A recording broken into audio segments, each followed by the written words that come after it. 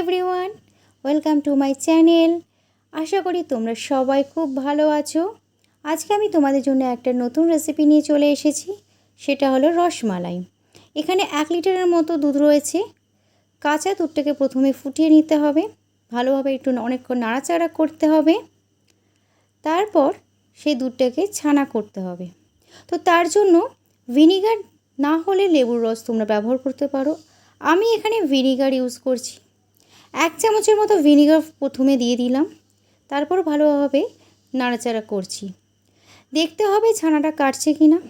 যদি না কাটে তার আরেক চামচ ভিনিগার ইউজ করে নিতে হবে। তো আমি আরেক চামচ ভিনিগার ইউজ করে নিয়েছি। আরেক চামচ ভিনিগার দিয়ে ভালোভাবে দুধটাকে নাড়াচাড়া করে নিলাম। তো এইভাবে নাড়াচাড়া করে দেখতে হবে ছানাটা কেটেছে কি না। তো 2-3 চামচের মতো ভিনিগার দিয়ে দিলেই ছানাটা কেটে যাবে। তোমরা চাইলে লেবুর রসও দিতে পারো।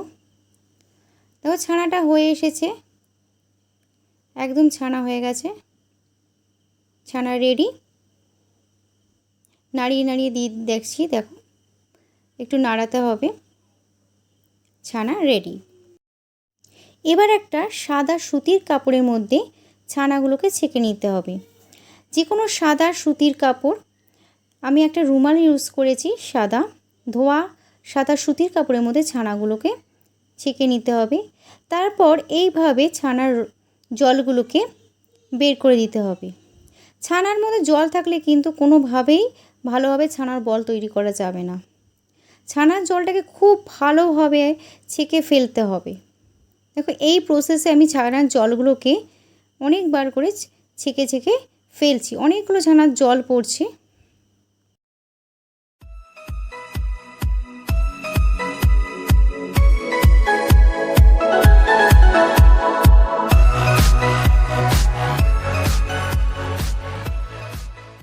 এবার এই ছানার কাপড়টা 30 মিনিটসের জন্য বেঁধে ঝুলিয়ে রাখতে হবে, যাতে জলগুলো ছেঁকে ছেঁকে পড়ে যায়। এবার একটা চিনির সিরাপ বানাতে হবে। তার জন্য এই বাটিতে 2 বাটি চিনি, আর ওই সেম বাটিতেই 4 বাটির মতো জল। এটা কিন্তু খুব ঘন হবে না, এটা পাতলা শিরার মতোই হবে। 4 বাটি ওই সেম যে বাটি যেটাতে 2 বাটি চিনি দিয়েছি, সেই বাটিতেই 4 বাটি জল। এইভাবে ফুটে উঠলেই দেখবে শিরাটা হয়ে এসছে। খুব বেশি ঘন হলে হবে না, একটু পাতলা শিরাটাই তৈরি করতে হবে। এভাবে নাড়াচাড়া করে দিতে হবে। এটা হাই ফ্লেমেই হবে। দেখো শিরাটা তৈরি হচ্ছে, হয়ে এসছে, অনেকটা ফুটে গেছে, একদম শিরা রেডি। গ্যাসটা অফ করে দিলাম, একদম শিরা রেডি। এবার 30 মিনিটসের পর ছানাগুলোকে ঢেলে দিলাম একটা পাত্রে। তারপর সেই ছানাগুলোকে খুব ভালোভাবে মেখে নিতে হবে। অনেকক্ষণ ধরে এই ছানাগুলোকে ভালোভাবে মেখে নিতে হবে। তা না হলে কিন্তু ছানার বল করলে তার মধ্যে ক্র্যাক হয়ে যাবে। কিছুতেই ছানার বল করা যাবে না। খুব ভালোভাবে মিহি করে ছানাটাকে মাখতে হবে। একদম ময়দার মতো করে ছানাটাকে খুব ভালো করে মাখতে হবে। ছানার মধ্যে যে দানা দানাগুলো থাকে সেগুলো যেন না থাকে, সম্পূর্ণ মিহি করে ছানাটাকে মাখতে হবে।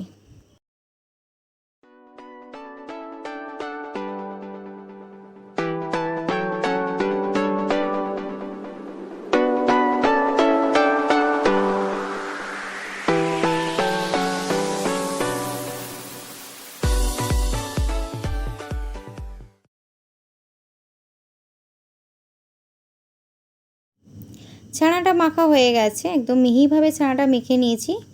এইবার এগুলোর একটা ছানার বল তৈরি করতে হবে। আমি গোল আকৃতির বল তৈরি করছি।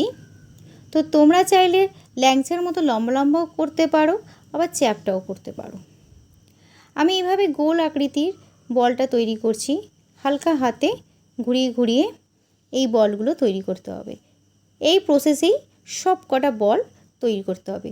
একটু ছোট সাইজের করতে হবে, কারণ যখন এইগুলো শিরাতে দেওয়া হবে তখন অনেক বড় ফুলে যাবে, অনেকটা বড় হয়ে যাবে, তাই আকৃতিটা একটু ছোট রাখতে হবে।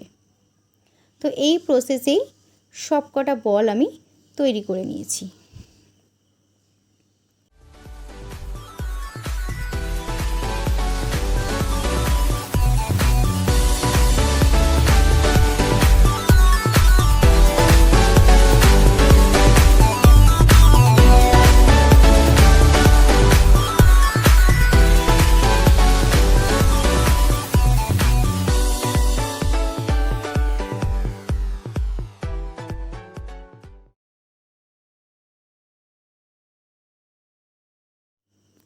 এবার গরম শিরাগুলোর মধ্যে একটা একটা করে ছানার বলগুলো ছেড়ে দিয়েছি।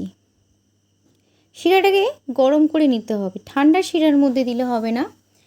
তো গরম শিরার মধ্যে, ফুটন্ত শিরার মধ্যে এই ছানার বলগুলো ছেড়ে দিচ্ছি। শিরাটা যদি শুকিয়ে ঘন হয়ে যায় তাহলে ওর মধ্যে 2 বাটি গরম জল দিয়ে দিতে পারেন, কারণ এই শিরাটা পাতলা হতে হবে।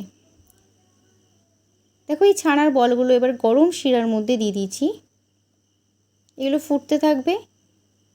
5 মিনিটের জন্য ঢাকা দিয়ে দিলাম। এবার 5 মিনিটের জন্য ঢাকা দিয়ে দিলাম। 5 মিনিট পর ঢাকনাটা খুলে দিলাম। দেখো ছানার বলগুলো ফুলে বড় হয়ে গেছে। তারপর আরও 5 মিনিট এই ফুটন্ত শিরার মধ্যেই ফুটতে দেব। তো আরও 5 মিনিট একটু নাড়াচাড়া করে দিলাম। আরও 5 মিনিট আমি এইখানেই ফুটতে দেব, যাতে আরেকটু নরম হয়।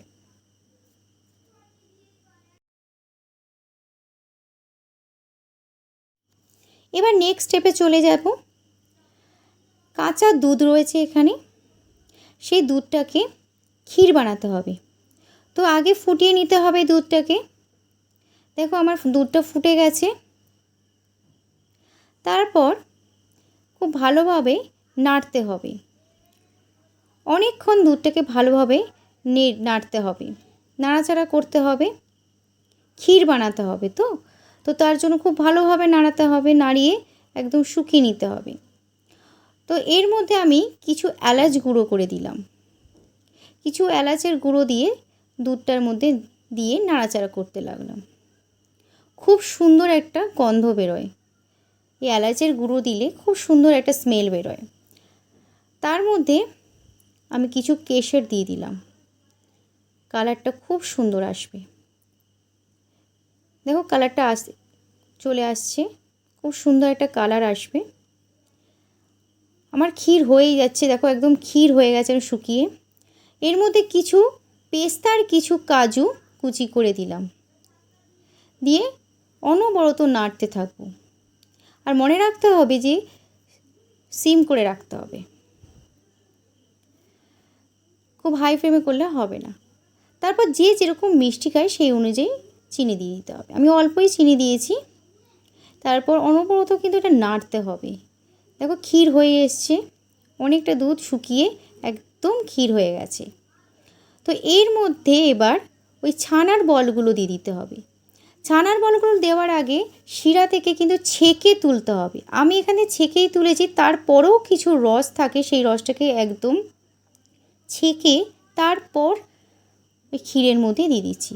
তো এইভাবে প্রত্যেকটা ছানার বল রসগুলোকে ছেঁকে ক্ষীরের মধ্যে দিয়ে দিতে হবে। দেখো আমি প্রত্যেকটা ছানার বলগুলোকে এক এক করে সব দিয়ে দিচ্ছি। আর সব কটা বল কিন্তু আমি ছেঁকেই নিয়েছি রসের থেকে, এই চিনির শিরা থেকে সব কটা বল আমি ছেঁকে নিয়েছি। তারপর একটু নাড়াচাড়া করে নিতে হবে, একটু ভালোভাবে মিশিয়ে নিতে হবে বলগুলোর সাথে ক্ষীরটাকে। এরপর 5 মিনিটের জন্য ঢাকা দিয়ে দেব। তো 5 মিনিট এরকমভাবে ঢাকা দিয়ে রাখবো। দেখো ফুটছে, খুব ভালোভাবে এটা ফুটছে, ক্ষীর আর ছানার বল একসাথে একদম ফুটে গেছে। তো 5 মিনিটের জন্য আমি ঢাকনা বন্ধ করে ফুটতে দেব। 5 মিনিট পর ঢাকনাটা খুলে দিলাম। দেখো আমার ছানার বল কমপ্লিট, আমার রসমালাই হয়ে গেছে, একদম রেডি। একটু নাড়াচাড়া করে দিচ্ছি। একদম রেডি আমার রসমালাই।